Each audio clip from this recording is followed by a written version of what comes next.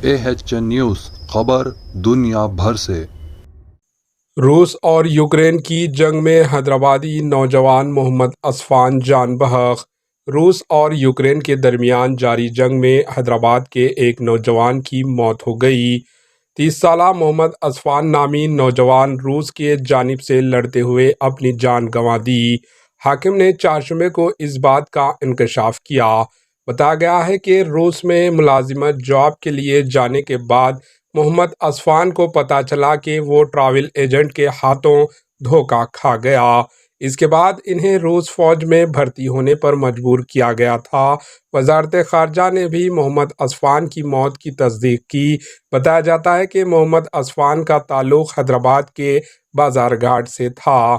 1 جنوری حیدرآباد کے رکن parliament barrister Asaduddin Owaisi نے ماسکو میں ہندوستانی سفارت خانہ کو ایک خط لکھا تھا، جس میں کہا گیا تھا کہ حیدرآباد کے 3 نوجوان، جن میں اصفان بھی شامل ہیں، نوکری کے لیے روس گئے تھے اور انہیں ایجنٹوں نے دھوکہ دیا تھا۔ قابل ذکر ہے کہ یہ شناخہ اس وقت پیش آیا جب وزارت خارجہ نے اعلان کیا تھا کہ وہ 20 سے 30 ہندوستانیوں کو وطن لانے کی کوشش کر رہے ہیں، جو روسی فوج کے لیے معاون عاملہ کے طور پر کام کر رہے ہیں۔ اس حادثے پر BRS کے ورکنگ پریزیڈنٹ KTR نے بھی افسوس کا اظہار کیا۔ Bureau report AHN news.